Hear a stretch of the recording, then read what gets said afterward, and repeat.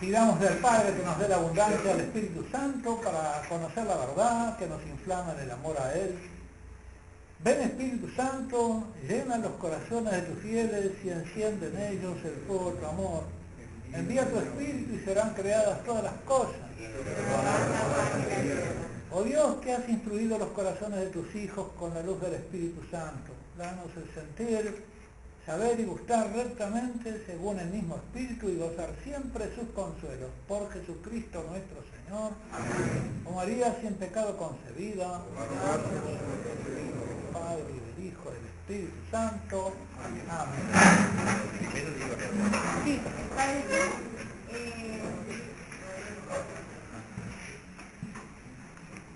me han pedido que diga que la próxima vez, como está señalado en la somita que les han dado, viene un padre que se llama David Speciale, que decía que dijera una palabra de él, hablar sobre el tema bíblico, Job y la esperanza. Este padre, para que tengan alguna idea, es profesor en el seminario diocesano de San Rafael, doctoró en Roma, Sagrada Escritura, muy buena doctrina, y ha escrito su tesis sobre la conversión de los judíos al fin de los tiempos.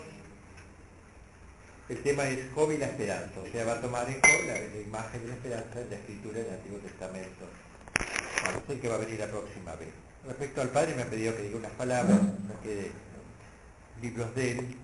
El padre nació en Montevideo y se formó en colegios laicos para ser un buen uruguayo, colegios del Estado uruguayo, pero de joven ya militó en la Acción Católica de los Estudiantes, ingresando en la Compañía de Jesús en 1953 y luego fue enviado a Holanda, Maastricht, ahí se ordenó de sacerdote en 1965, hizo los estudios de humanidades de la Compañía en Argentina y luego, en Chile, y después se licenció en Filosofía en Argentina, en Teología en Holanda y en Sagrada Escritura en el Instituto Bíblico de Roma, y mantuvo la fe, a pesar de pasar por Holanda y con la Escritura, sigue siendo, es un milagro vivo el padre. Bueno, especialmente se especializó en Sagrada Escritura, que es una materia de física en algo, y gracias a Dios es un exégeta de toda confianza. Terminados sus estudios, volvió acá a nuestra tierra en 1969, Uruguay, año tan arduo, tan marcado por la política, por la guerrilla urbana, el tupamarismo, lo teológico por la teología política, la teología de la liberación y todo eso, y la confusión total, sí tomó muy buen partido, ¿no? En realidad, por eso digo, muy meritorio haber pasado por estos lugares tan difíciles y sin embargo haber mantenido siempre la fe viva y ardiente. Desde entonces desarrolló una actividad intelectual ardua, enseñando sobre todo escritura, Sagrada Escritura, en diversos niveles, tanto académicos como pastorales. Ha sido profesor de escritura en diversos seminarios y facultades católicas de teología. Fue profesor en San Miguel un tiempo, venía de Uruguay, daba clases acá, y en la Universidad de la República de Montevideo. Es autor de un método también para aprender el hebreo bíblico, que no es nada fácil, por cierto. Bueno, ha publicado libros sobre estos temas, y también ejerce un ministerio sacerdotal, aparte de su enseñanza, de la docencia, de visión espiritual, de mucha gente, de espiritualidad, y es muy viajero, o sea, gracias a que el Uruguay tiene menos acogida, un catolicismo tradicional que lo encuentra más en nuestro país, está mucho en Argentina para gusto nuestro, casi mucho más tiempo casi que en Uruguay, donde tiene muchos conocidos, ha ido por la Patagonia y distintas partes, también en Paraguay y obviamente en su propia patria. Ha publicado muchos libros, muy buenos libros. Yo destacaría una trilogía,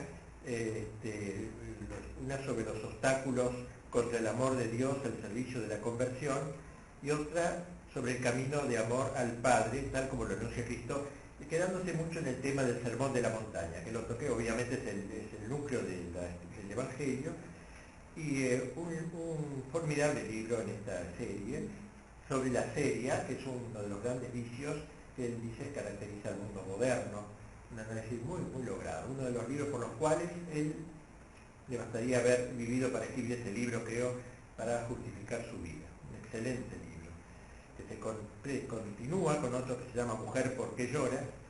Y un tercer tomo sobre los vicios capitales y sobre las virtudes.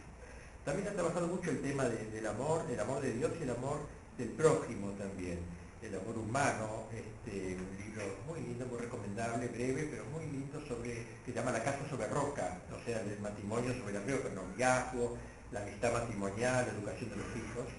Y finalmente la última obra que muy, muy valiente, además de muy inteligente, sobre un sacerdote jesuita uruguayo, lo cual le costó sangre sacar este libro, porque imagínense que es costoso de una orden, hablar contra un teólogo de la orden, muy querido en su tierra, y aquí en Argentina también, en los sectores de teología de liberación, como es el padre Juan Luis II. El libro se llama, el título ya bastante fuerte de por sí, Teologías de Isiras, bastante fuerte el libro, el tomo, el título, el pensamiento de Juan Luis II en su contexto. Un libro de crítica teológica y filosófica, corrientes heterodoxas representadas por la teología de liberación. Bien, es el padre que tenemos aquí, el gusto y nuestro agradecimiento también por haber venido a esta tierra.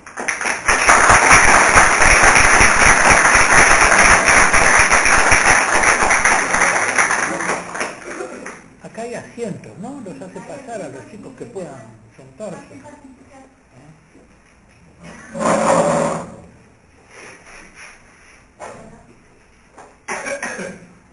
Hay sitios acá. Acá hay 2 sillas y aquí todavía caben algunos más.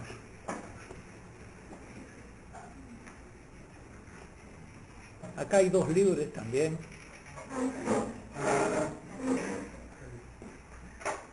Van quedando 3 sitios.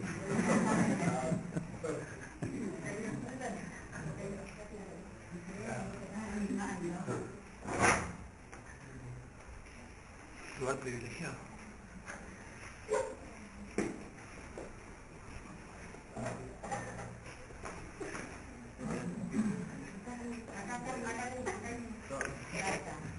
Bueno, les agradezco mucho a los organizadores que me hayan invitado, especialmente a Solo Olmedo, con quien tratamos, ¿verdad? Pero este ciclo de conferencias sobre la esperanza, organizado por Faminat, la familia fundada en el orden natural.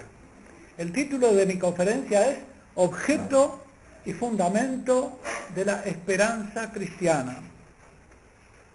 La esperanza es el deseo de un bien ausente, arduo de conseguir, pero alcanzable. Y es alcanzable y hay una garantía de que se lo puede alcanzar. A ese bien esperado, ausente, alcanzable, y que hay una garantía de poderlo alcanzar, le podemos llamar el objeto de la esperanza cristiana. Es lo que se desea y se espera obtener. Y en general de toda esperanza, ¿no? Porque aún no se posee, pero se espera poder obtenerlo, y el fundamento de la esperanza es aquello que garantiza que se obtendrá el bien esperado. Además, hay condiciones de posibilidad para alcanzar ese bien. ¿Qué hacer para lograrlo? Aunque haya garantías, las garantías no bastan si uno no pone de su parte ciertas condiciones. En la primera parte de esta conferencia presentaré la esperanza cristiana desde el punto de vista de la teología bíblica. En una segunda parte me aproximaré al tema también pero más históricamente, ¿no? ¿Qué importancia tiene esa visión bíblica en relación con las esperanzas mundanas? Y un poco la historia de cómo yo he tratado este tema de la esperanza en otras ocasiones.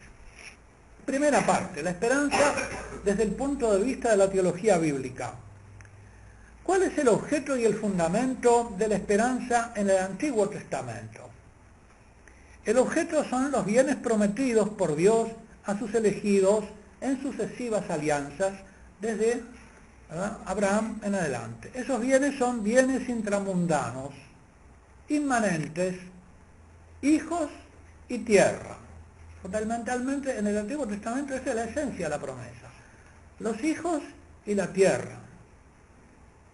Tierra para alimentarlos, pero tierra también donde poder darle culto a Dios, porque Dios vive en medio de su pueblo. La promesa a los patriarcas se completa con una promesa a David, que es una promesa mesiánica que desarrolla lo que estaba implícito en la promesa a Abraham, que era: en ti serán bendecidas todas las naciones. En David se explicita un modo más bien diríamos político de que sean bendecidas todas las naciones, y esa promesa de David se va desarrollando a lo largo del Antiguo Testamento, creciendo como una esperanza mesiánica de poder mundial del pueblo judío. Hay también un aspecto secundario de la esperanza del Antiguo Testamento entre los justos del Antiguo Testamento, referida a la vida después de la muerte, pero allí se presenta como secundario. Es lo que se describe como: se durmió con sus padres. Muere el patriarca, se durmió con sus padres. No se conoce, es un misterio. Este aspecto de la esperanza es indefinido, es incierto. Tanto es así que no todos los miembros del pueblo de Dios creerán en una vida después de la muerte. Es el caso de los saduceos, el partido de los sacerdotes en Jerusalén, la clase de los sumos sacerdotes, que no creían en la resurrección. Jesucristo les argumenta a los saduceos, como ustedes recordarán, porque no creían en la vida eterna, que Dios es el Dios de Abraham, de Isaac y de Jacob, y que por lo tanto no es Dios de muertos, sino de vivos. Por lo tanto, Abraham, Isaac y Jacob perviven en Dios. Si Dios los ama, viven. Pero ¿cómo es esa vida? Todavía no hay revelación divina clara al respecto en el Antiguo Testamento. Se trata de un objeto de esperanza deducible de la salvación. Al mundo de ultratumba le llaman los autores del Antiguo Testamento el Sheol, palabra que deriva del verbo sha'al, que significa preguntar. El Sheol es pues el lugar acerca del cual se pregunta, un lugar incógnito o una incógnita, y muchas veces temible y amedrentador. Esto pasa también en las representaciones de ultratumba en otras culturas circundantes del Próximo Oriente y del Mediterráneo, pero con una diferencia. En el Antiguo Testamento se pone una relación casi causal entre los vínculos familiares en esta vida con la perduración post-mortem de los que en la tierra estuvieron unidos por esos vínculos familiares, que son vínculos de alianza. Es decir, la pertenencia al pueblo, ¿no? Es decir, la vida después de la muerte tiene que ver con el amor familiar de padre e hijos, de antepasados y descendientes, y viceversa. Es la semilla de Abraham, ¿no? La progenie de Abraham, el semen de Abraham. Por eso también, fíjense que la semilla de Abraham pasa por Isaac, el hijo de la promesa, ¿no? Después vienen las 12 tribus, pero en Isaac, por eso en el momento de que Dios le pide sacrificar a Isaac, le pide sacrificar toda su descendencia. El Sheol es pues el lugar donde están mis antepasados, donde aunque yo no sepa cómo, iré a reunirme con ellos, al dormirme con ellos. El amor familiar aquí en este mundo es un reclamo de una vida perdurable. Esta intuición no está desencaminada, pero el amor familiar no puede todavía llamarse garantía de la esperanza, sino en cuanto se funda en la alianza familiar y clánico, ¿no? El amor de los miembros del pueblo entre sí. Dios es el Dios de Abraham, Isaac y Jacob, y Jesucristo argumentará contra los saduceos: Dios no es Dios de muertos, sino de vivientes criaturas. Pero el objeto primario de la esperanza veterotestamentaria no está en el más allá, sino en el más acá, en los hijos, en una tierra para alimentarlos. Es Dios el que viene a hacerse pariente del clan para vivir entre medio de ellos, acompañarlos con la providencia, y por lo tanto es un Dios que los asiste en sus guerras. Es el Immanuel, el Dios con nosotros, el Emmanuel. Dios está entre medio del pueblo, y por eso tiene su templo, sus sacrificios, su culto, en medio del pueblo. La tienda donde Dios habita está en medio del campamento, o fuera del campamento después. Más tarde esta esperanza se ampliará con esperanzas mesiánicas que a partir de la promesa hecha a Abraham, en ti serán bendecidas todas las naciones, abren la perspectiva de un reino de Israel sobre todas las naciones, con el fin de expandir la vigencia de la ley divina sobre el resto de la humanidad.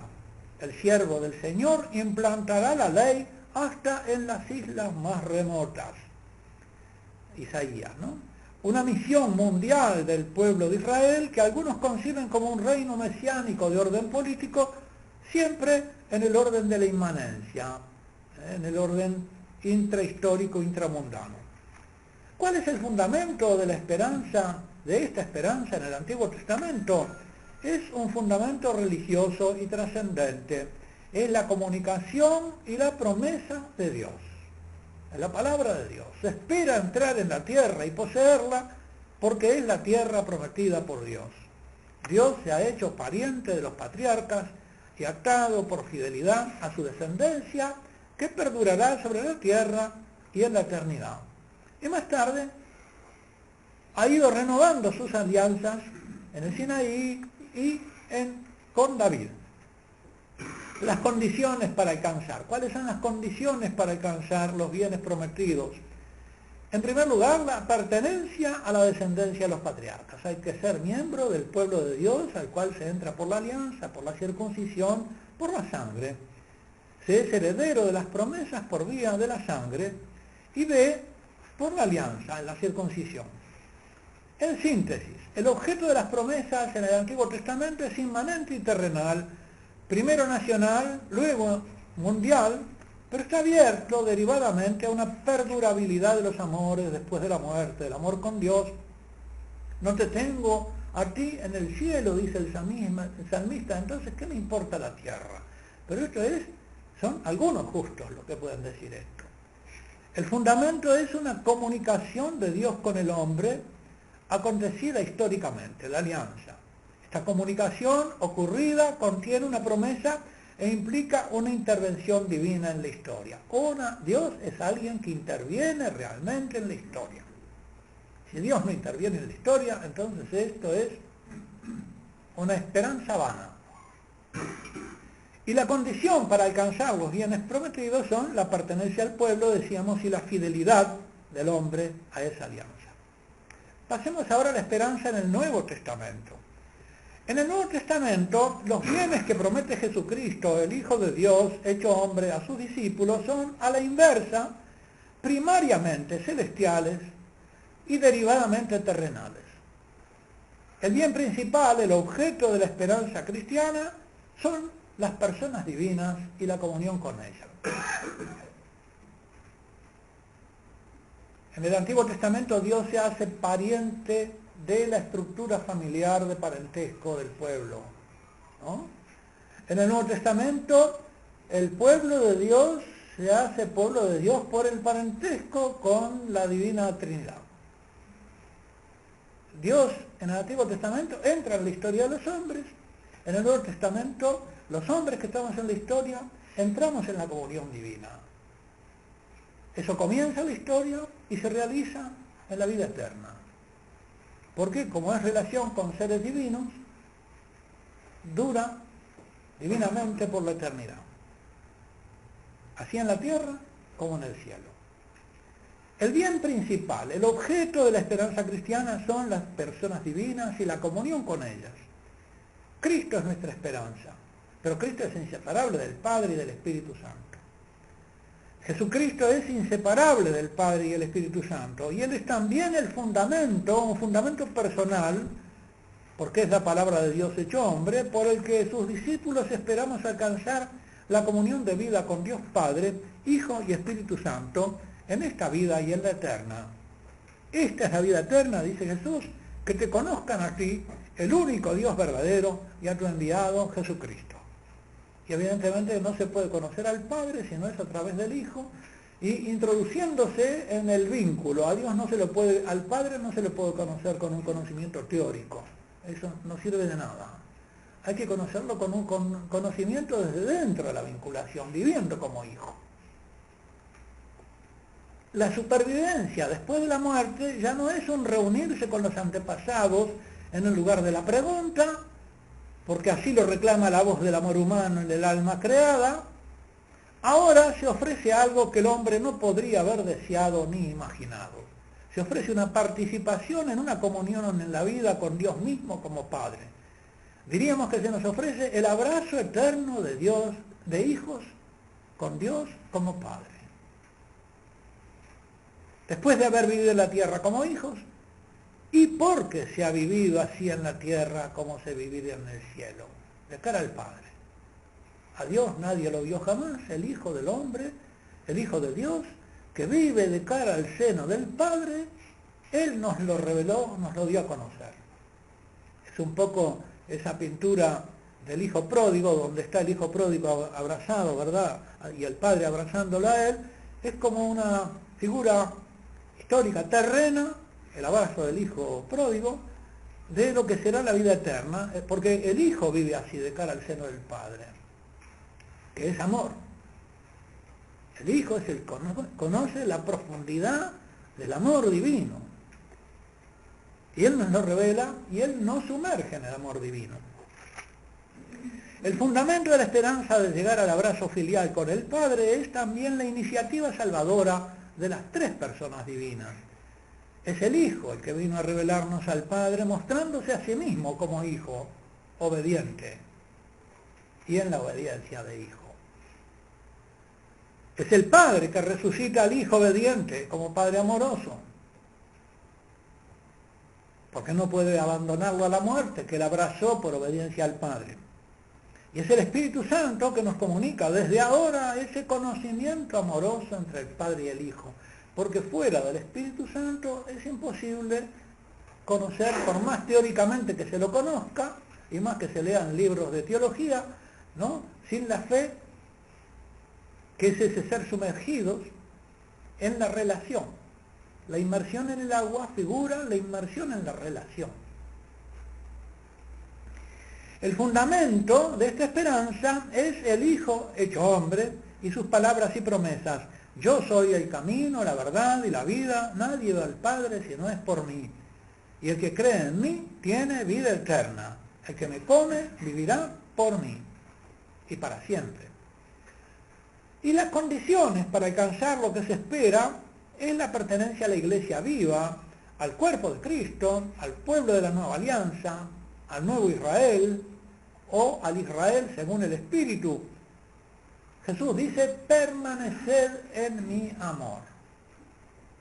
Es la pertenencia al nosotros, divino, humano, a la familia del Padre,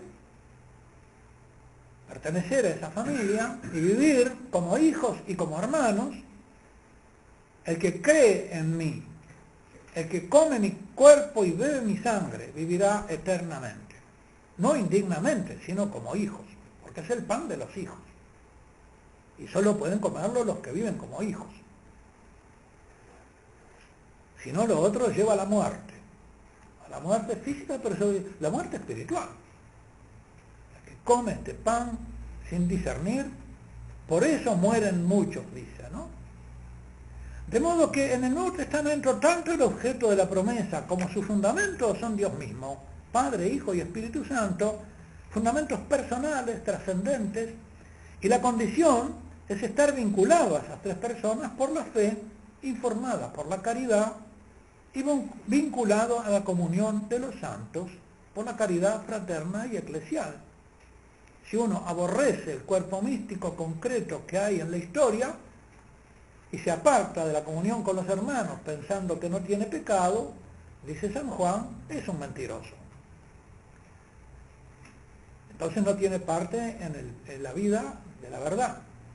Esto no significa que el amor divino excluya ciertos bienes de esta vida, sino que los incluye, pero como añadidura, como bienes adjuntos al bien principal, siempre sujetos al bien principal, por el cual uno es capaz de renunciar a esos bienes. Buscad primero su reino y su justicia, y todas las demás cosas se os darán por añadidura. El Padre sabe bien que necesitáis de las demás cosas. Esos bienes se expresan en forma de bienaventuranza. Las bienaventuranzas son expresión de los bienes prometidos y expresan la acción del Padre como su fundamento. Si en el Antiguo Testamento la esperanza estaba anclada en la tierra para abrirse a lo eterno, en el Nuevo Testamento está anclada en el cielo y desde allí asegura una vida bienaventurada en la tierra, aún en la pobreza, o en las renuncias necesarias, o en el martirio.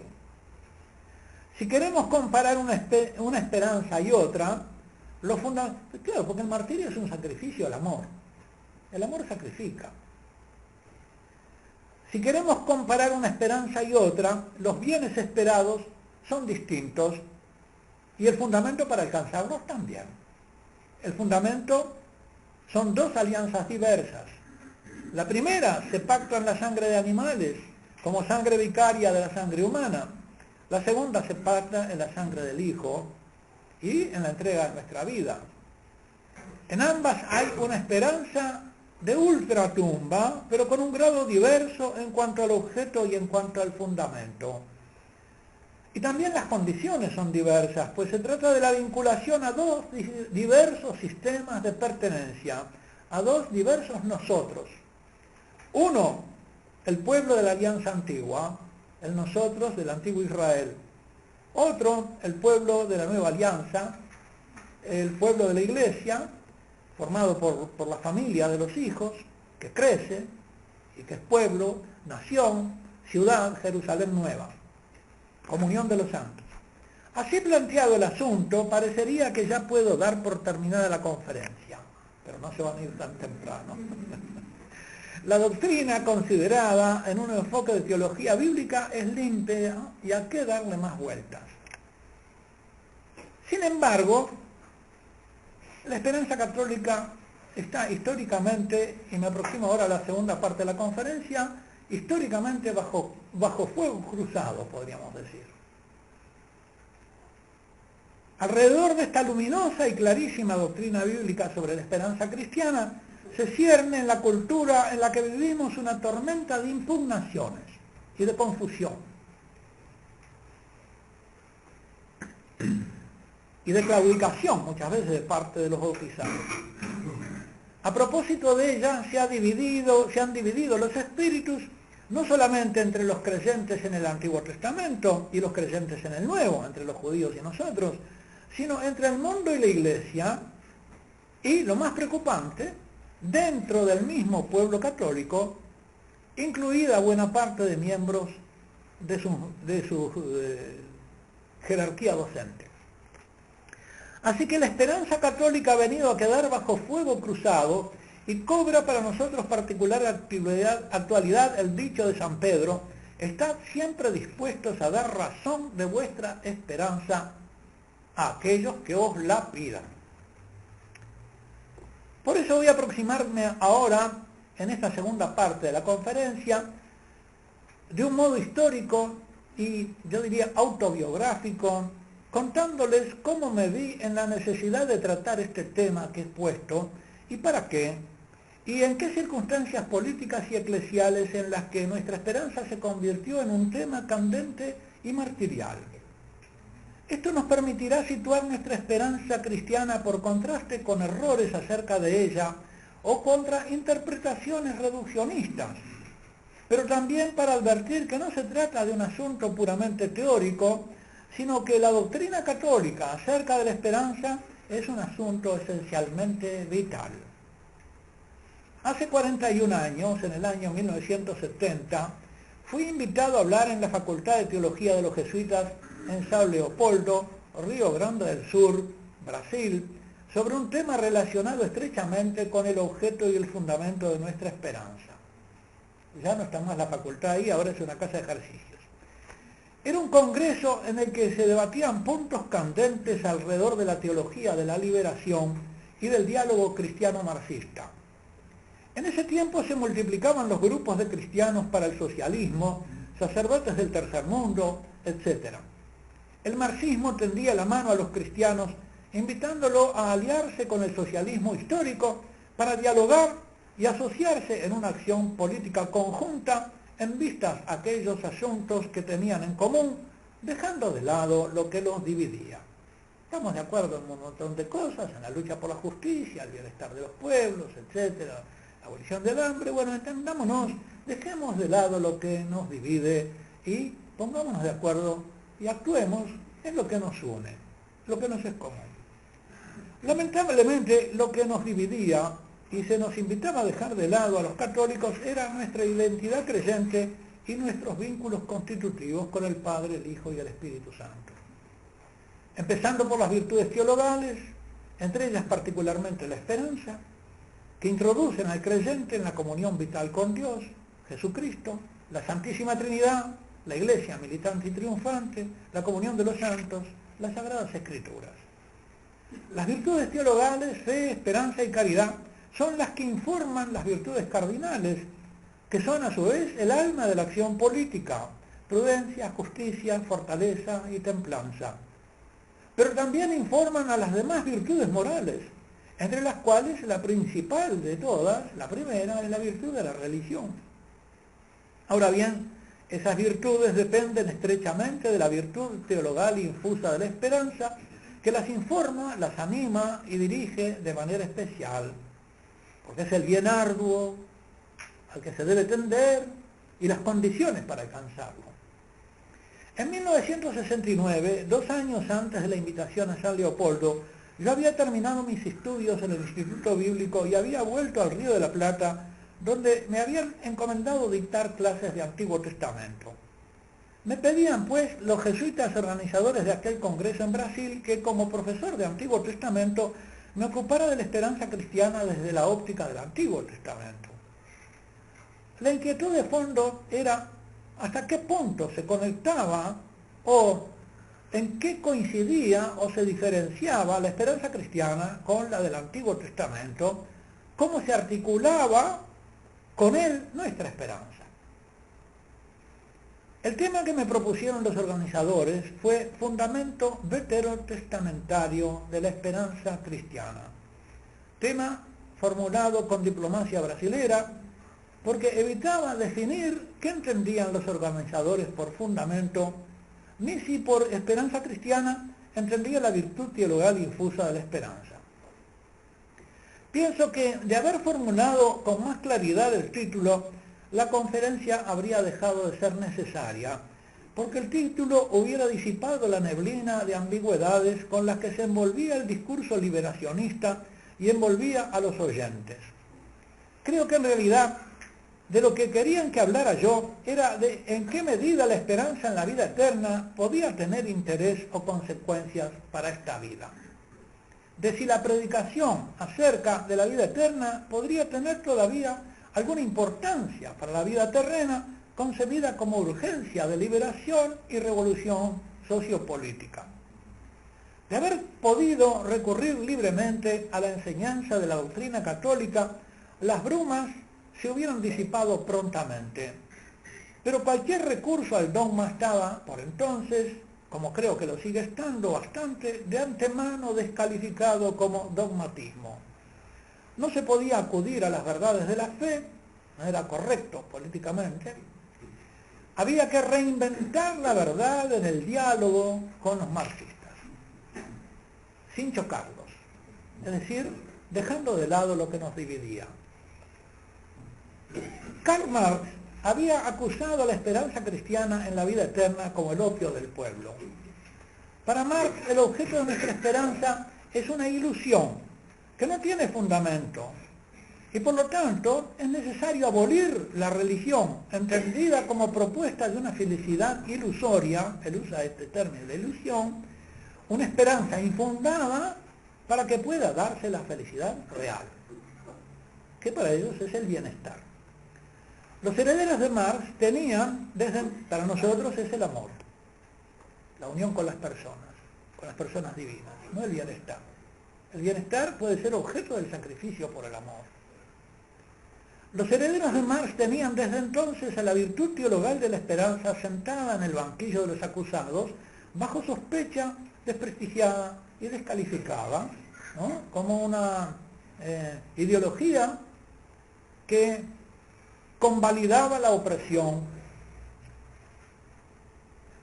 de los opresores. Por lo tanto, la Iglesia era aliada con los opresores. Y todos los católicos, todos los creyentes eran servidores de la opresión. Era incorrecto, no ya solamente políticamente incorrecto, sino también incorrecto a secas, nombrar la vida eterna, el cielo o la trascendencia. Eso era, según Marx, solo el suspiro de la criatura oprimida. Para entrar en el diálogo cristiano marxista, los católicos teníamos que dejar en la puerta, como los zapatos fuera de la mezquita musulmana, toda referencia a la vida eterna, trascendencia, bienes escatológicos propios de nuestra esperanza. Predicar sobre estos temas e incluso pretender incluirlos en un discurso académico era ofensivo a los oídos de los interlocutores marxistas y, al parecer, hasta dentro de los templos y las aulas académicas, las paredes tenían oídos marxistas, por lo que ni dentro de los templos era correcto hablar de cielo y vida eterna. Se había instalado en las tribunas donde se hablaba del tema la censura previa para todo lo sobrenatural como una evasión del verdadero problema, la justicia social, el cambio de las estructuras, la toma del poder y la sociedad sin clases. La fe y la doctrina de la fe católica estaban acusadas de ser aliadas de los opresores y de haber servido como instrumento para la opresión y dominación de los pobres por los poderosos. El lavado de cerebro que habían sido sometidos los cristianos en las cárceles apuntaba a hacerles confesar eso y a convertirse en agentes de la revolución.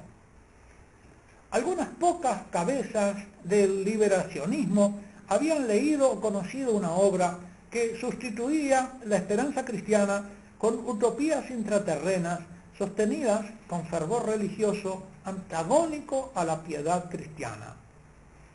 Porque, como dice muy bien nuestro profesor, ¿no?,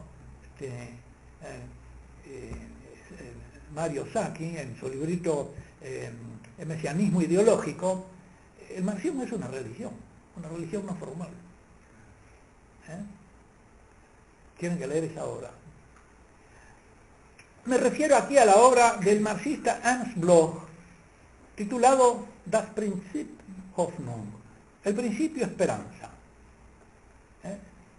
Es el esfuerzo por redefinir con la táctica gramsciana todas las categorías cristianas y cargarlas de otro sentido, ahora de un sentido inmanente, la esperanza cristiana inmanentizada, ¿no?, pero manteniendo la palabra esperanza, redefiniendo la esperanza. Así que cuando se hablaba de esperanza, se pensaba que se estaba hablando de lo mismo, pero se hablaba de cosas distintas. Esta obra la había escrito Bloch en su exilio en Estados Unidos entre los años 38 al 47 y se había publicado recién en el 59. El principio de esperanza ha sido escrito como un monumental tratado enciclopédico de la utopía y del soñar humano en un futuro mejor y en un mundo transformado, pero en la inmanencia. Es decir, una utopía, materialismo histórico.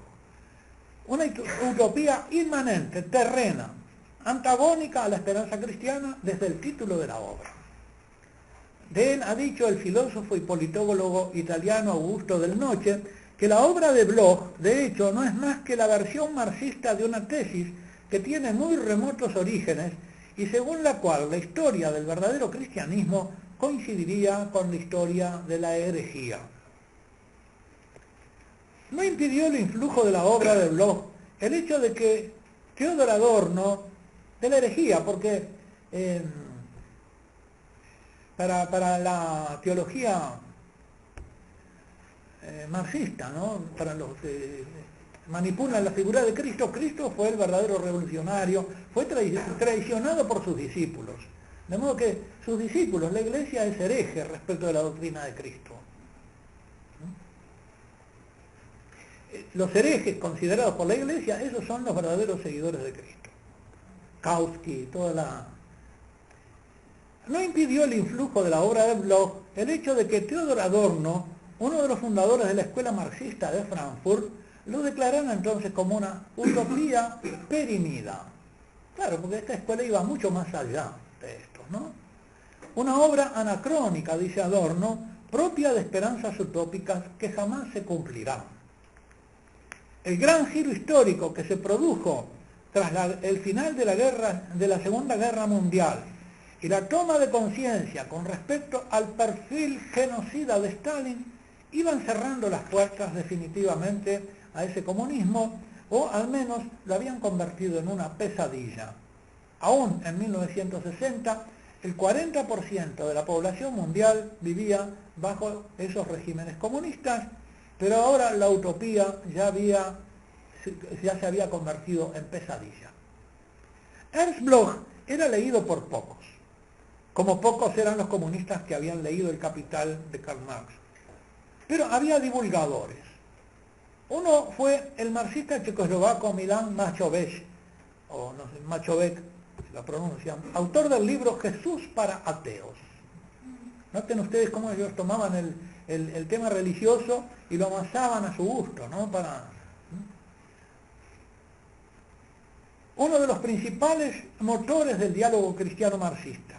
Para este autor, Jesús no pertenece solo a los creyentes, pertenece también a los rebeldes, a los herejes, a los ateos y a los marxistas y comunistas, aunque no acepten las afirmaciones de los creyentes sobre su divinidad. Esas son precisamente las ilusiones, el gemido del alma oprimida. Tanto Ernst Bloch como Milan Machovek dialogan con el cristianismo desde un tan ambiguo como engañoso enfoque que tiene el hecho cristiano el filósofo Hegel, un enfoque que, como toda su obra, apunta a la abolición del cristianismo histórico y a su sustitución por lo que Hegel propone como una autentificación del verdadero mensaje de Jesucristo corrompido por la Iglesia. Es por eso que, como muestra el padre Ignacio Andereggen en su obra Hegel y el catolicismo, la filosofía hegeliana es incompatible con la fe y no puede servir para la reflexión teológica, porque es visceralmente opuesta al misterio cristiano. El diálogo cristiano-marxista, a mi entender, se entabló con ese polo utópico y anacrónico del marxismo representado por Ernst Bloch y Milan Machovek. Un polo que iba a colapsar, para su sorpresa, dejándonos mudos y sin interlocutor pocos años después, en 1991, con la caída del muro de Berlín y la disolución de la Unión Soviética. Los teólogos de la liberación quedaron como atónitos por la desaparición de sus interlocutores. Y fueron abandonados, se cortó el diálogo porque se desaparecieron de la historia. Pero Milan Machovek, disidente del marxismo histórico, influye en autores rioplatenses como el jesuita Juan Luis II, el cual admira el Jesús para ateos de Machovek y se propone emularlo y hasta superarlo.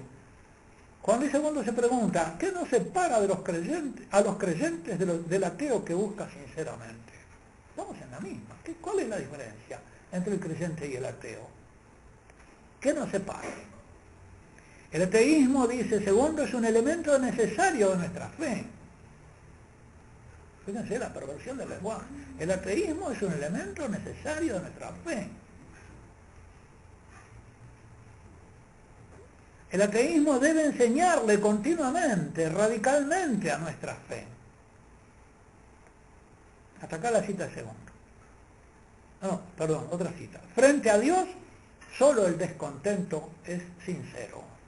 Los ateos son los descontentos, nosotros somos los conformistas, ¿no? Aquí, el pertenecer o no a un vínculo como hijos con el Padre desapareció. Al contrario, los creyentes son los que están bajo acusación y deben convertirse a este ateísmo. El elogio fúnebre que hizo del jesuita Juan Luis II, una concejal marxista en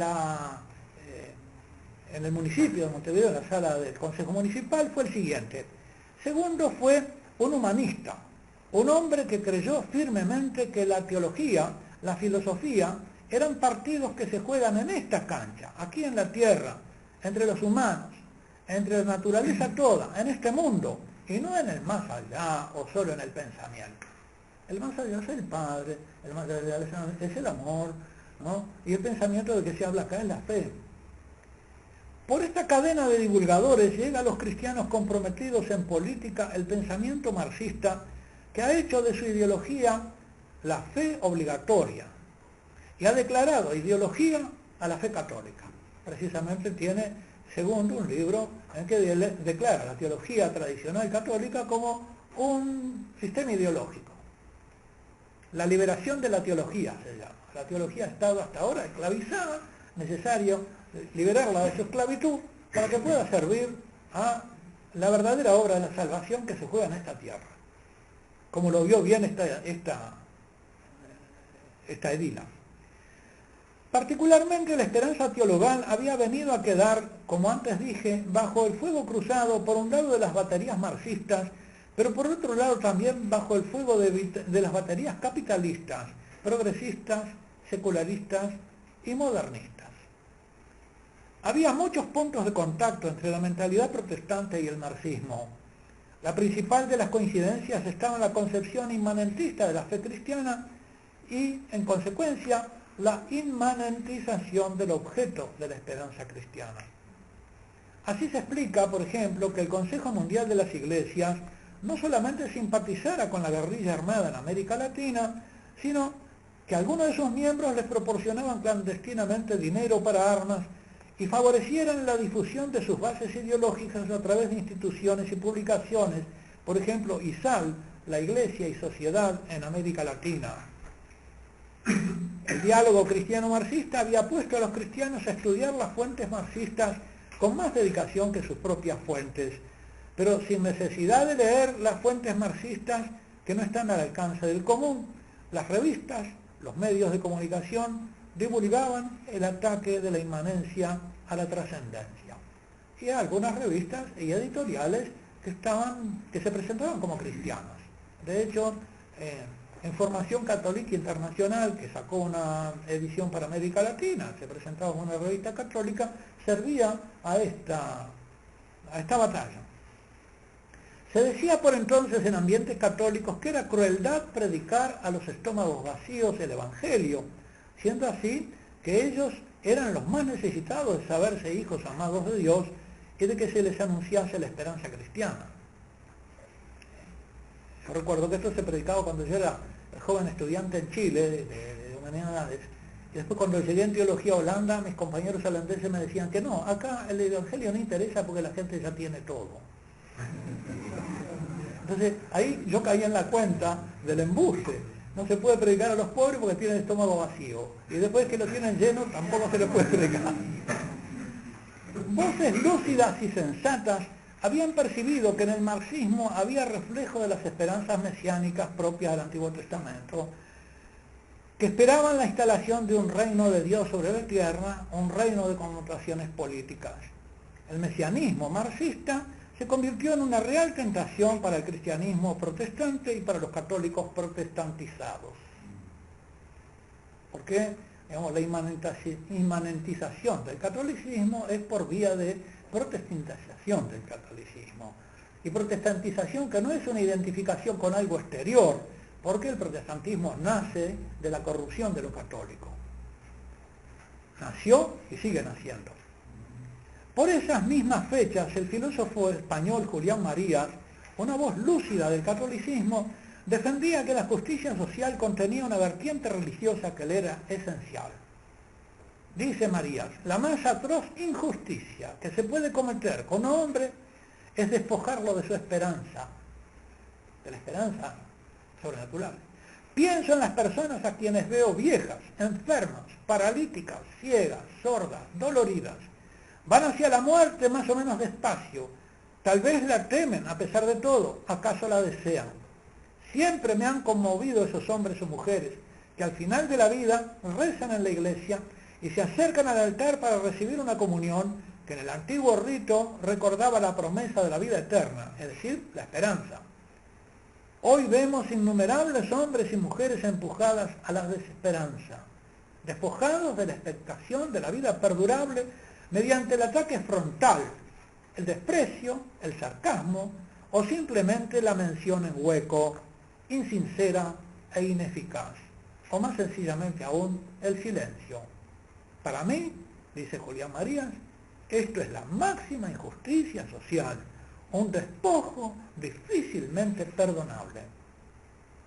En aquellos años que estoy recordando, la única esperanza mencionable o mencionada era la esperanza en la victoria de la insurrección política y armada contra el imperialismo. Una esperanza que tenía su fundamento en la existencia de la Unión Soviética y el bloque de las naciones de Europa del Este. El muro de Berlín era el símbolo de la separación de los dos mundos, el del paraíso soviético y el de la esclavitud imperialista.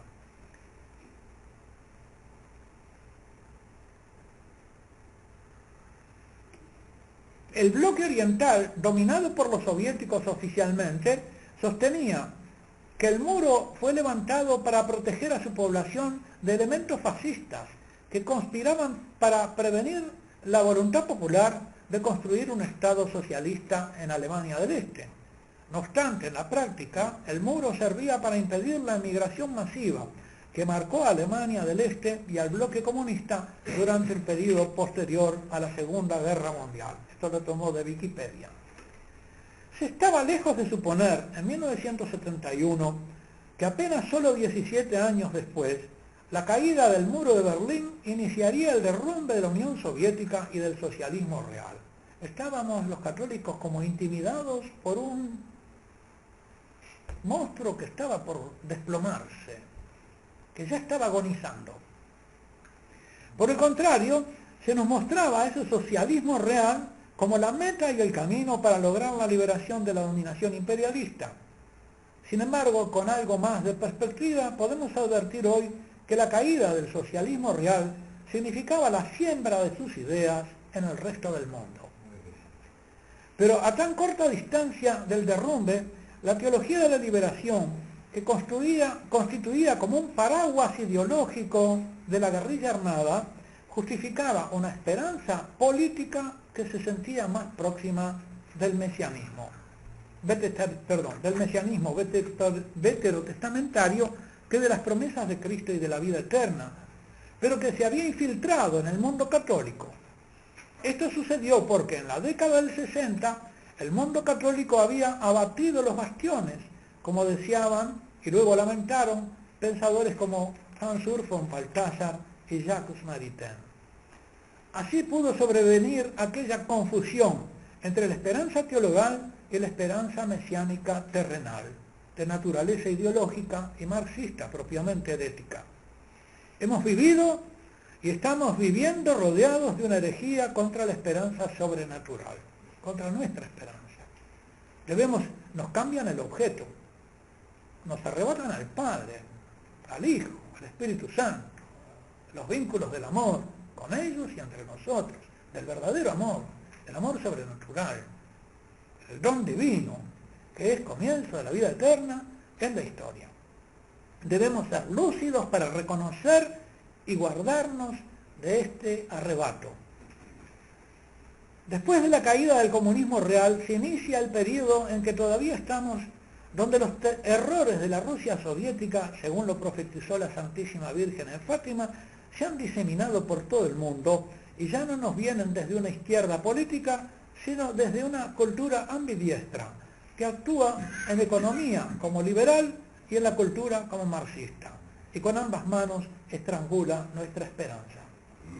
En un libro reciente titulado El mesianismo ideológico, el filósofo Mario Enrique Sacchi ha examinado las ideologías y ha mostrado que lo que se presenta como una liberación de la ilusoria esperanza religiosa católica es en realidad también, lo cito, producto de un pensamiento formalmente religioso, o por lo menos que de antemano contiene una posición determinada acerca de la esencia y del fin último del ser humano y de sus relaciones con el primer principio de las cosas.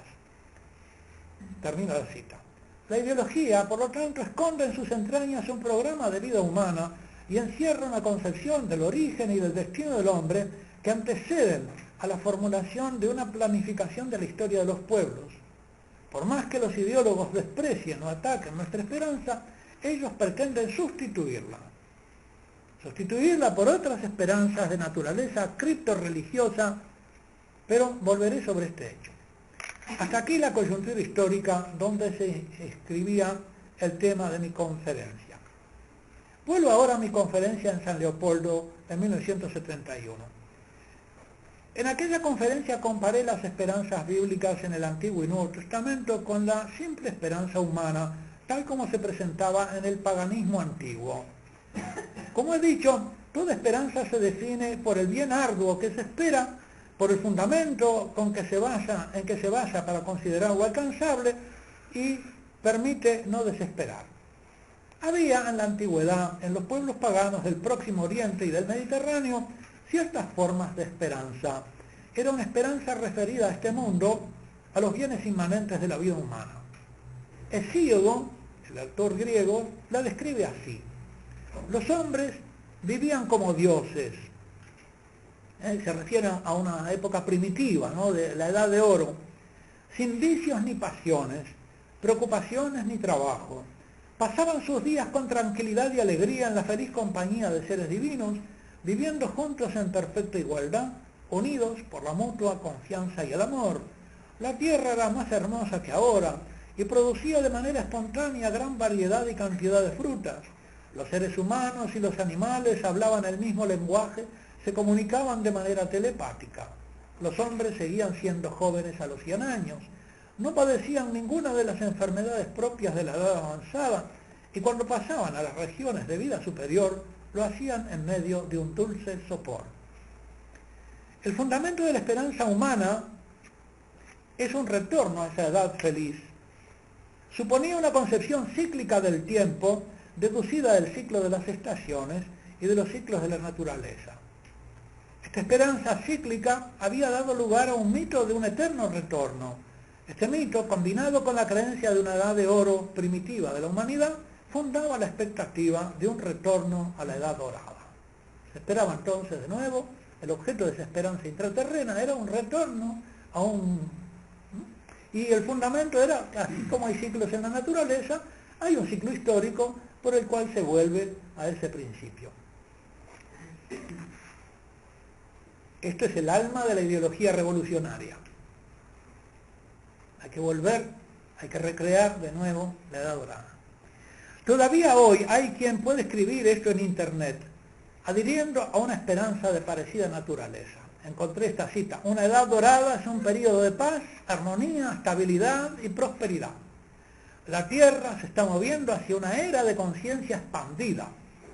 Existe una razón cosmológica para que esto suceda. A medida que el sistema solar acelera su recorrido en el espacio, lleva a la Tierra hacia una zona de mayor riqueza en beneficios electromagnéticos. Esto afectaría nuestra conciencia y ampliaría nuestra percepción, lo que podría, a su vez, llevar a producir una metamorfosis en el planeta Tierra y ayudarnos a despertar nuevamente a una realidad más elevada. Señalé en aquella conferencia la semejanza del optimismo revolucionario marxista y liberacionista con este sueño de la restauración de la Edad Dorada originaria. Parecería que ese modelo de esperanza pagana resurgiese en el marxismo, pero ahora en una forma híbrida, por una combinación con el mesianismo veterotestamentario del rey Mesías. Se ha observado que persisten en el pensamiento de Marx ciertas estructuras del pensamiento religioso judío aplicados al pensamiento secular. Las utopías, ¿no? Se aduce como ejemplo el rol del Mesías sufriente, que Marx parece asignarle a la clase proletaria. El marxismo revive la esperanza intramundana fundada en una proyección voluntarista del deseo de advenimiento de una renovación del orden mundano. Solo que esa renovación del orden mundano no se debe ya al fatal eterno retorno de las cosas, sino que ha de ser obra del hombre, por medio del poder político del Estado, que es el equivalente del poder político del rey mesiánico. El Estado es el nuevo Mesías. En este y en otros esquemas revolucionarios, la abolición de un orden se prescribe y se realiza como un sacrificio en aras de la instauración del orden ideal, preexistente en el sueño revolucionario. Para que nazca algo, debe morir algo. Es necesario ofrecer un sacrificio para que nazca algo nuevo. En realidad, la mecánica es, se invocan los abusos del orden anterior, que debe ser eliminado, en aras de un orden que se presume en el que no habrá abusos. Pero después sobreviene un nuevo orden, creado por la revolución, en el cual hay abusos, y es abolido por otro, invocando los abusos del orden anterior. Y siempre se espera que llegue un orden en el que no haya abusos, cuando el pecado original nos dice que eso no es factible en el estado en que ha quedado la humanidad.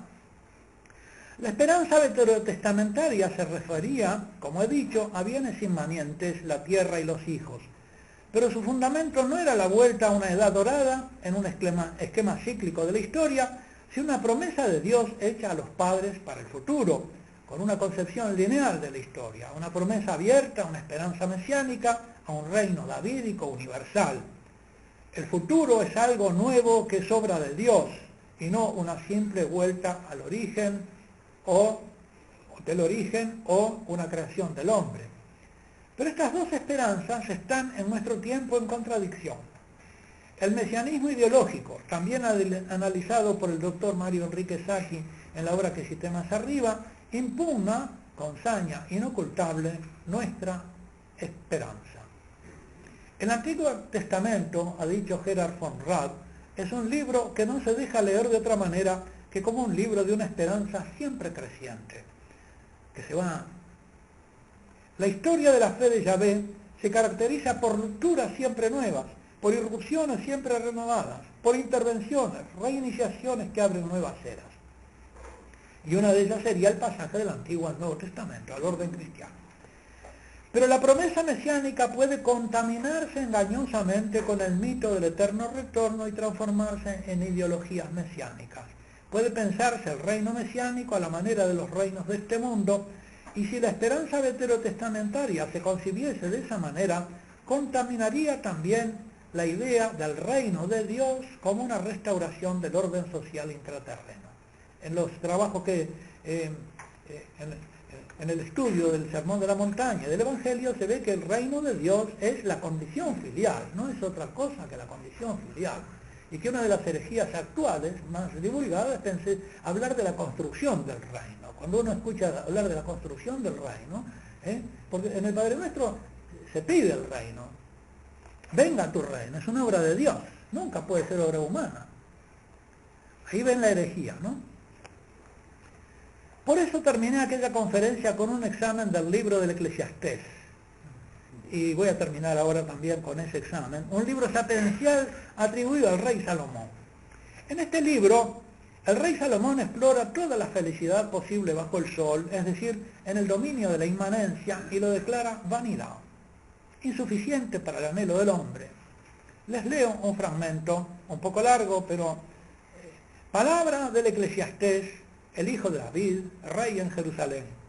Vanidad, pura vanidad. Vanidad, pura vanidad. Nada más que vanidad. Vanidad es vano, no vacío, sin peso. En hebreo, Jabal, es el de donde viene la palabra Abel, porque es breve, y porque además pienso que era despreciado por su madre también y por su hermano, aunque envidiado. ¿Qué provecho saca el hombre de todo el esfuerzo que realiza bajo el sol? No hay nada nuevo bajo el sol. Una generación viene, la otra va, la tierra siempre permanece. El sol sale y se pone, se dirige afanosamente hacia el lugar de donde saldrá otra vez. El viento va hacia el sur y gira hacia el norte, va dando vueltas y retorna sobre su curso. Todos los ríos van al mar y el mar nunca se llena. Al mismo lugar donde van los ríos, allí vuelven a ir. Todas las cosas están gastadas, más de lo que se puede expresar. No se sacia el ojo de ver y el oído no se cansa de escuchar. Lo que fue, eso mismo será. Lo que se hizo, eso mismo se hará. No hay nada nuevo bajo el sol, en el orden de lo mundano. Si hay algo de lo que dicen, mira, esto sí que es algo nuevo, en realidad, eso mismo ya fue. muchísimo antes que nosotros. No queda el recuerdo de las cosas pasadas, ni quedará el recuerdo de las futuras en aquellos que vendrán después. Yo, el Eclesiastés, he sido rey en Israel, en Jerusalén, y me dediqué a investigar y a explorar con sabiduría lo que se hace bajo el cielo. Es esta una ingrata tarea que Dios impuso a los hombres para que se ocupen con ella. Así, observé todas las obras que se hacen bajo el sol y vi que todo es vanidad y perseguir el viento. Lo torcido no se puede enderezar, ni se puede contar lo que falta. Entonces me dije a mí mismo, yo acumulé una gran sabiduría, Salomón, ¿no? Más que todos mis predecesores en Jerusalén, y mi corazón ha visto mucha sabiduría y ciencia. Me dediqué a conocer la sabiduría, la ciencia, la locura y la necedad, y advertí que también eso es correr tras el viento, porque mucha sabiduría trae mucha aflicción, y el que acumula ciencia, acumula dolor. Y me dije a mí mismo, ven, te haré experimentar el placer, gozar del bienestar, pero también esto es vanidad. El Eclesiastés, como decía yo entonces en San Leopoldo, aparece así como un momento de la reflexión teológica del Antiguo Testamento que pretende conducir al hombre hacia una más auténtica forma de esperanza, aunque no sepa aún claramente qué objeto puede proponer a su expectativa. Sabe sí cuál no debe ser el objeto de una esperanza, pero sobre todo ha descubierto que la esperanza es un modo de ser del hombre en esta vida bajo el sol y que debe guiarlo en su vida bajo el sol sobre la tierra. Es así como, preparando el camino de la esperanza cristiana, la fundamenta, negando la posibilidad de poner la esperanza en lo mundano, negando eso. Por esa negativa exige algo que no sea eso. Salomón critica como utópicas las ilusiones mesiánicas de un reino terreno como una restauración de un ideal pasado, aun si se restaurase toda la gloria del reinado de Salomón. ¿Cuánto duraría? ¿No lo destruiría su sucesor, como efectivamente sucedió? ¿No volvería a suceder lo mismo? Si viene el rey Mesías a gobernar la tierra, ¿qué pasa después? Para el Eclesiastés no existe la utopía sustentable, ni la revolución exitosa, ni el progreso sin fin. Nada hay nuevo bajo el sol. Oigamos nuevamente la reflexión inspirada del Eclesiastés que dice: llegué a ser tan grande que superé a todos mis predecesores en Jerusalén. Sin embargo, la sabiduría permanecía siempre conmigo. No negué a mis ojos nada de lo que me pedían, ni privé a mi corazón de ningún placer. Mi corazón se alegraba en todo mi trabajo, y este era el premio de todo mi esfuerzo. Pero cuando consideré todas las obras que habían hecho mis manos y todo el esfuerzo que me había empeñado en realizar, vi que todo es vanidad y correr tras el viento. No se obtiene ningún provecho bajo el sol. El sabio y el necio iguales ante la muerte. Entonces volví mis ojos hacia la sabiduría, hacia la locura y la insensatez. Porque, ¿qué hará el sucesor del rey? ¿Qué va a pasar con todo lo que yo hice?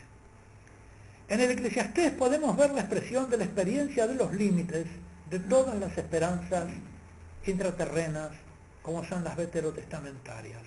Salomón reclama la ampliación del objeto de la esperanza. El mayor de los sabios de Israel, el modelo mesiánico más elevado, declara la imposibilidad de que una revolución feliz sea duradera bajo el sol. El mayor de los sabios y el más apto de los gobernantes declara imposible la estabilidad del orden político de un reino mesiánico bajo el sol. Esto, cuando yo hablaba de esto a San Leopoldo, no les gustaba. El Eclesiastés debería bastar para desencantar todas las ilusiones de las utopías revolucionarias que pretenden implantar un paraíso en la tierra y un mundo mejor. Estoy citando cosas que yo dije allá, ¿no? Y esto vale tanto para quienes lo esperan por el camino del progreso, como para los que lo intentan aboliendo un orden, tomando por excusa sus desórdenes. Los que intentan suplantar un orden concreto por otro, a crear, y que se supone neciamente no padecerá de desórdenes. El Eclesiastés no es un pesimista, es un realista que pincha los globos de los utópicos, tanto revolucionarios como progresistas. Por eso el Eclesiastés se abre al deseo del advenimiento de una esperanza mejor, porque sus objetos son mejores, y los reclama, aunque aún no sepa con qué fundamento. Solamente puede señalar los límites del objeto de la esperanza veterotestamentaria referida a lo que hay bajo el sol.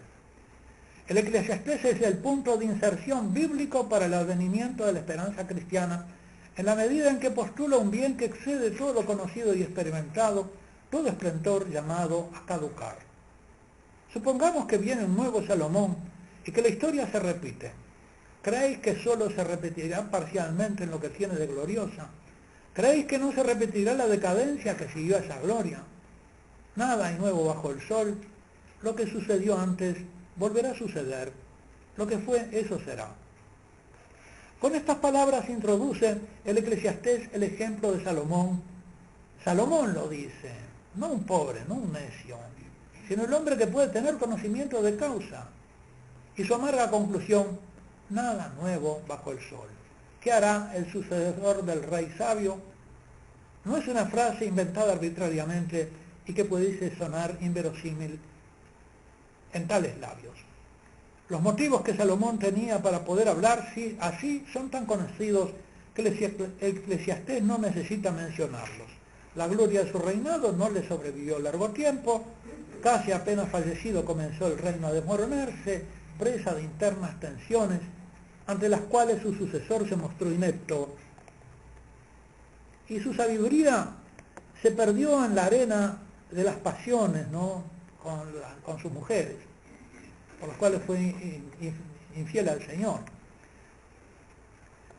¿Qué hará el sucesor del rey? Pero ¿qué hará el rey al fin de su vida? Desde entonces comenzó la cadena de desgracias, guerras, dominación extranjera, cautividad y destierro. ¿Qué quedó del apogeo de Salomón y su gloria? Es en vano esperar la salvación de un rey a lo Salomón, o como hoy, del Estado moderno, del Estado socialista, del progreso indefinido, de la sociedad sin clases, de la ONU o del gobierno mundial. La salvación no puede consistir en una vuelta al pasado ni en una nueva versión política del hijo de David. El mismo Salomón, si viviese hoy, diría sabiamente, me desalienta ver los frutos de mi fatiga. ¿Qué motivos tenemos para creer que un rey mesiánico a la Salomón no se vería obligado a decir lo mismo al hacer el balance de sus logros?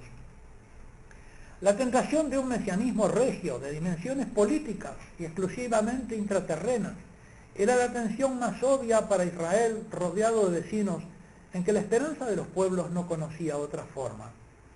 Aunque fundaran en Yahvé su esperanza, el objeto mismo de dicha esperanza no difería demasiado de los vecinos. Lo que está en juego en el uso polémico de la figura de Salomón es más que la figura del rey, es el destino del pueblo de Israel.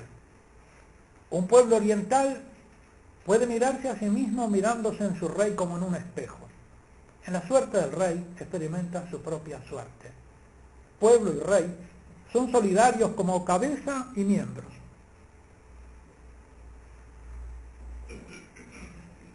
Sedecías, hecho prisionero en una fuga cobarde, el rey Sedecías, arrancado los ojos por orden de Nabucodonosor, es arrastrado en cadenas a la prisión de Babilonia, convertido en símbolo del pueblo cuya suerte no había querido compartir. Un rey ciego y derrotado para el pueblo que marcha en las tinieblas. El objeto es, ahora, y ya concluimos, ahora y siempre, y por los siglos de los siglos, el objeto de nuestra esperanza, el Padre, Dios Padre, y la posibilidad de vivir ante Él como hijos. Y el fundamento es el Hijo y sus promesas y mandamientos nuevos. Es la gracia, el don del Espíritu Santo que hace nueva todas las cosas, y todas las otras esperanzas intraterrenas que se nos presentan como utopías, son mentiras. Son mentiras a las que desgraciadamente sucumben ilusionados muchos cristianos y bautizados y renuncian a lo que los distingue de ese mundo que va a la perdición. Y vuelven a entusiasmarse por una cosa que está por caer a los 17 años. El escándalo ante este planteo, la decepción ante lo que experimentaban los desencantados de la fe como un poco apetitoso, más de lo mismo, fue palpable durante el encuentro en San Leopoldo y a mi regreso al Uruguay. No era correcto hablar de la esperanza cristiana, ni de su objeto, ni de su fundamento, ni de las condiciones para alcanzarlo. Eso era mirado como un discurso obsoleto, superado, retrógrado, conservador por los progresistas y como un discurso burgués y contrarrevolucionario por los marxistas. A raíz de esta conferencia se me hizo evidente hasta qué punto personas del gobierno y de la formación de los jóvenes en la Compañía de Jesús en Brasil y en Uruguay se habían enrolado intelectual y espiritualmente en el sueño mesiánico liberacionista, un mesianismo contaminado con el mito revolucionario del eterno retorno.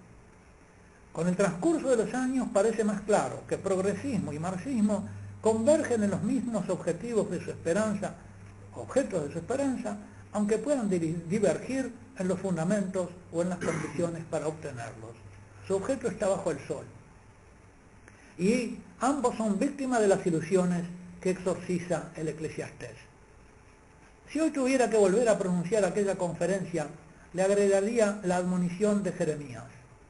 Maldito el hombre que pone su confianza en lo humano. Y condividiría la sabiduría del salmista cuando dice, en el Señor puse toda mi esperanza. ¿Sí? En el Señor exaltado por el Padre, y al que se le dio un nombre sobre todo nombre, Jesucristo, el Hijo de Dios, que vendrá a juzgar a los vivos y a los muertos.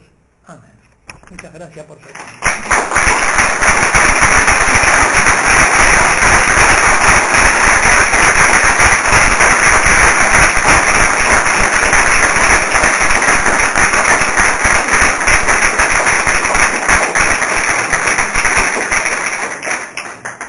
In te domine speravi non confundat in eternum, dice, ¿no?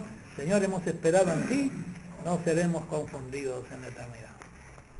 No sé si hay tiempo para unas preguntas que quieren hacer, cuál es la dinámica de la... Eso lo dirigen ustedes, lo pongo en sus manos. Si alguien quiere hacer alguna pregunta, todavía tenemos un poco de tiempo.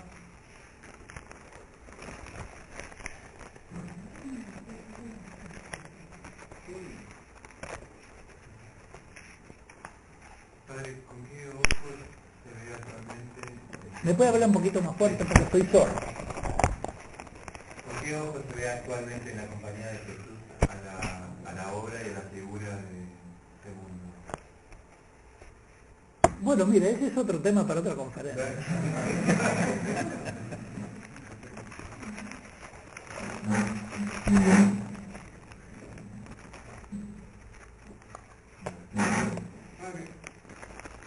Podría decirse que la esperanza, la verdadera esperanza, tiene como fundamento una promesa, una alianza. Esa esperanza, cuyo objeto es lo que usted acaba de decir, y cuyo fundamento es la tranquila, pacífica certeza basada en las promesas de que vamos a conseguir lo que queremos. Sí, sí. Podría ser... Es lo que dice San Juan en la segunda carta, en la primera carta, en el capítulo 2, versículo 11, por ahí. Hijitos míos, no améis al mundo, amad al Padre. Porque el mundo está puesto, el que ama al mundo, ¿no? Está puesto en la carne, la concupiscencia de la carne, la concupiscencia de los ojos y la soberbia de la vida. Y el mundo pasa con sus concupiscencias, pero el que ama al Padre permanece. Y lo estamos viendo. Todas estas ideologías, todas las promesas que nos hacen los políticos y la gente vuelve a creer de 6 años en 6 años, de 5 en 5, de 4 en 4 y van como, no, le ponen una nueva, le cambian la zanahoria por una lechuga, pero van siguiendo estas promesas falsas y vanas y mentirosas y la gente cree en eso, en planes mundiales y se caen las bolsas ¿no? Y siempre, y se promete un bienestar y cada vez el bienestar está más lejos. Había más bienestar cuando él era chico que ahora. Entonces, mentira tras mentira. Nada nuevo bajo el sol. Sí. Caído el muro de Berlín y se terminaba la Unión Soviética, ¿dónde está ahora? El mundo occidental también propone lo mismo que proponían los soviéticos. Los soviéticos empezaron con casa cuna para todos los niños y con amor libre y con disolución de la familia. Estamos como 1917 al 20, con los mismos planes y proyectos. La gente tiene a sus bebitos en una casa cuna. No pueden están trabajando todo el tiempo, cada vez más, ¿no? Y hay una nomenclatura que gobierna. El sistema yo no entiendo mucho de cuestiones históricas, pero digamos, como hombre de sentido común y por lo que sé, veo eso. Pero es también lo que usted decía de que la utopía del progreso indefinido, con la esperanza mundana, con las promesas vanas y ateas. Yo me remitiría para lo concreto, porque yo soy en ese aspecto muy ignorante, no. Los libros del padre Sanauja sobre el progreso sustentable y el otro, el nuevo orden mundial, y ahí tienen ustedes toda la documentación que serviría para fundamentar una reflexión, una aplicación política real de estos principios. Yo quería insistir en que nosotros nos tenemos que aferrar a las divinas personas, al amor de Dios. Eso, que en este mundo frío los tibios se congelan. Tenemos que fomentar y ayudarnos nosotros a vivir fervorosamente nuestro amor al Padre, al Hijo, al Espíritu Santo. Porque si no, nosotros somos la luz del mundo. Si se apaga nuestra luz, entonces permanecer en mi amor, ¿no? Parece que el mundo nos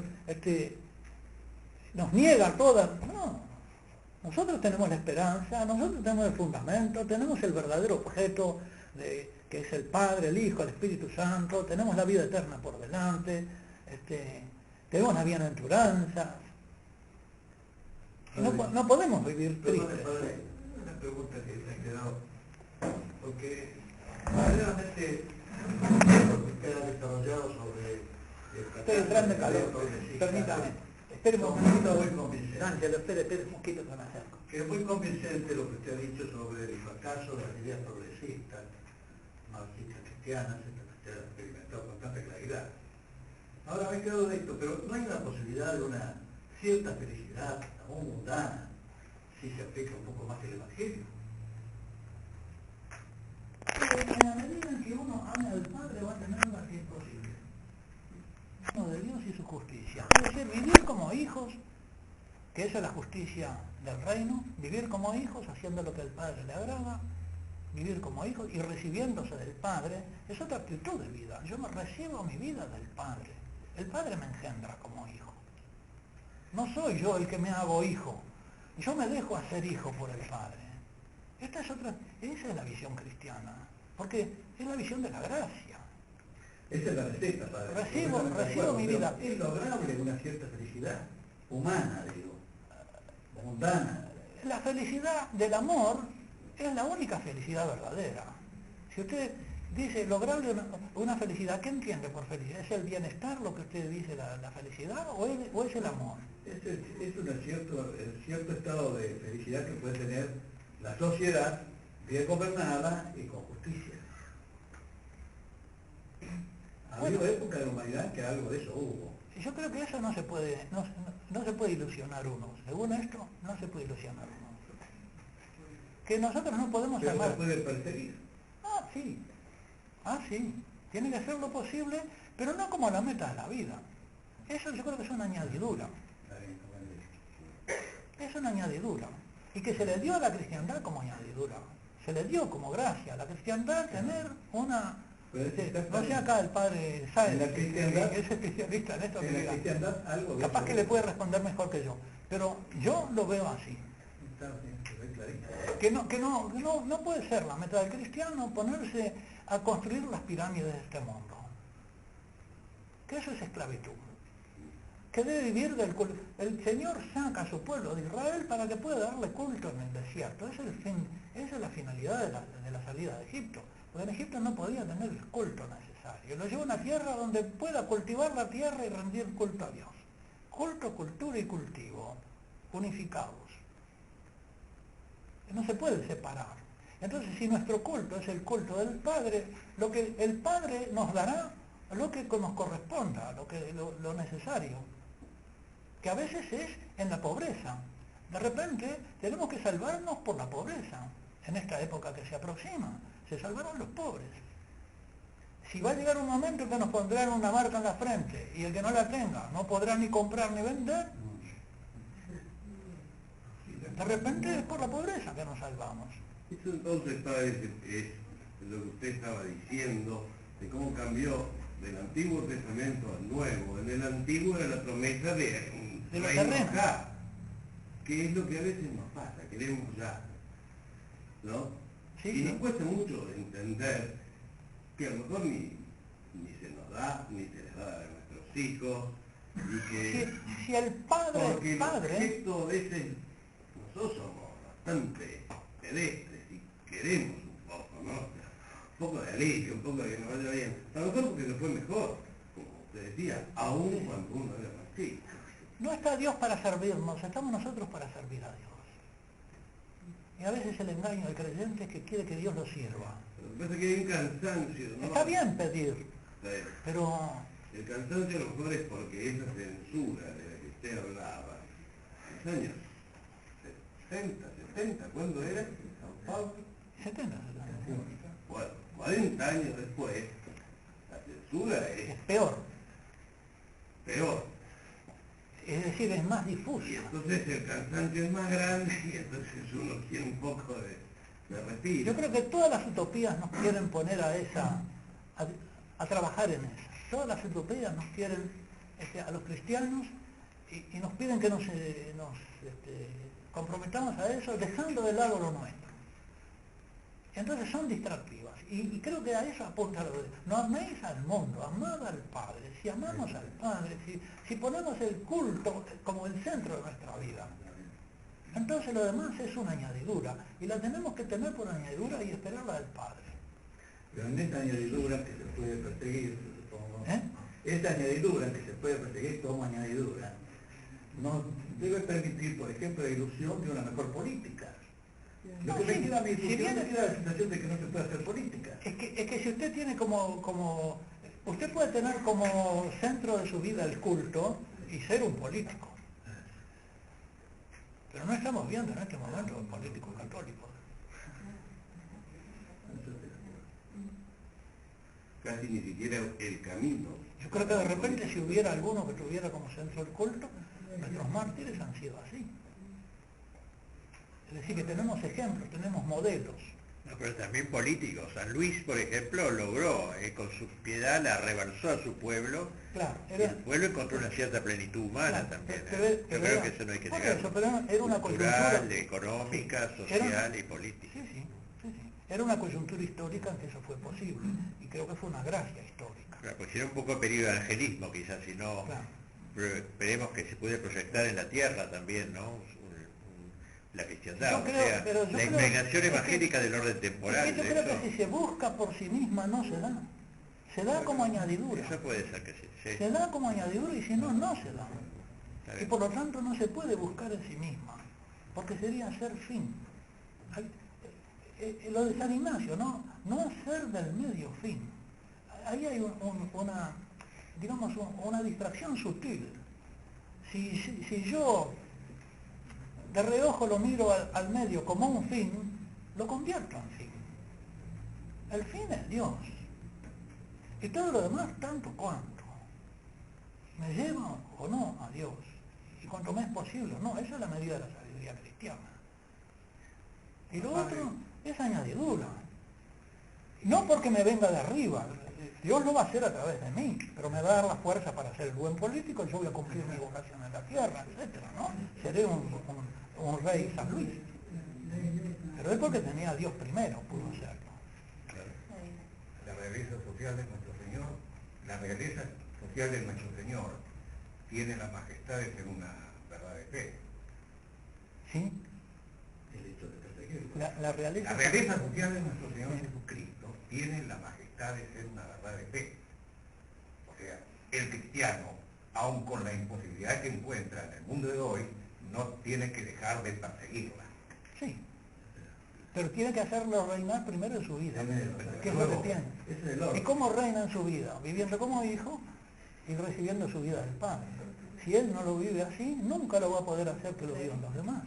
Tiene que empezar por sí. Bueno, pero está. Tiene que empezar por sí. El padre puso el ejemplo de San Luis. Claro, por eso.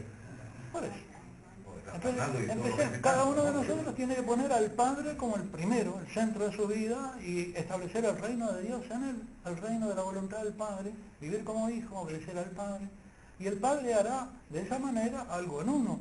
Si no, va a ser obra propia y va a ser mejor que sea obra divina.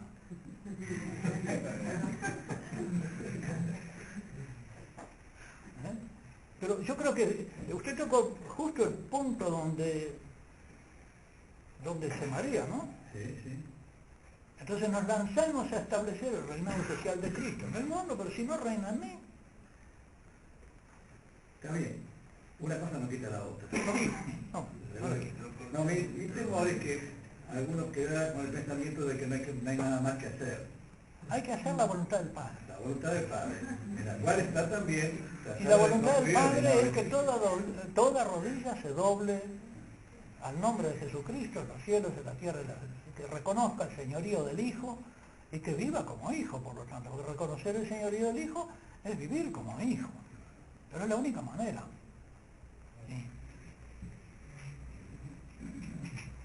No sé si decirle, padre, pero estaba pensando en eso. Perdón, porque si no aceptamos de nuevo la acusación de que este planteo es verticalista, opio del pueblo y que nos distrae de las tareas mundanas. No, eso es caer en la tentación de los acusadores. Pero es una falsa acusación. Duro de decir lo que le voy a decir, pero en fin. Pero el punto es el siguiente, usted dice, Fuerte para que lo oigan. usted dice tantos, discúlpenme,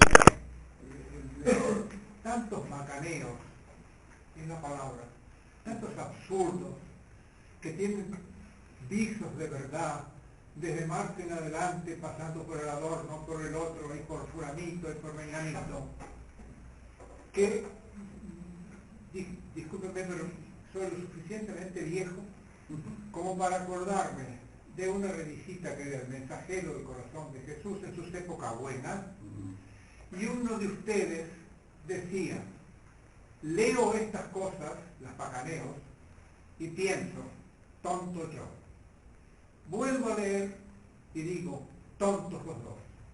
Vuelvo a leer y digo, tonto él, y no pienso más. Creo que sí que hay que seguir pensando y afirmar contra el macaneo el sí, sí, no, no. Porque todo lo demás es obra del maligno. No sé si es fácil la cosa. Es decir, la otra cosa es que, tal como están las cosas en el mundo, entra más el macaneo que el sí, sí, no, no, me parece. Pero que hay que hacer algo, sí, hay que hacer algo. No desfallecer y pensar esperanzadamente. Ahora, ese algo lo determina el Padre, en la vocación de aquel que vive como hijo. Padre. Es decir, el que acepta la vocación del Padre, el que recibe su vocación y su misión del Padre. Porque estamos en este mundo con una misión del Padre. Yo he venido a este mundo para hacer lo que el Padre quiere. No para que me digan, bueno, ¿usted qué hace, Padre, para el orden político y establecer el reino social de Jesucristo? Yo no hago nada para eso. Yo hago la voluntad del Padre. La hago como cura. Padre. Otro la hará como mamá, otro la hará como papá. Sí, es cierto. ¿No? Y tendrá la influencia social que le permita el padre adquirir, como a Saqueri, o como, ¿no? El padre Castellani dio la gran receta. Perdón. El padre Castellani dio la gran receta con dos palabras, o tres. Hay que hacer verdad. Hacer verdad. Y eso es una lucha que la podemos hacer y no debemos descartarlo nunca. Y es una lucha política también. Algo parecido dice al final del discurso sobre el liberalismo, dice algo así, ¿no? Es el testimonio, no es lo que nos digan. Vive como hijo, digo yo, ¿viste?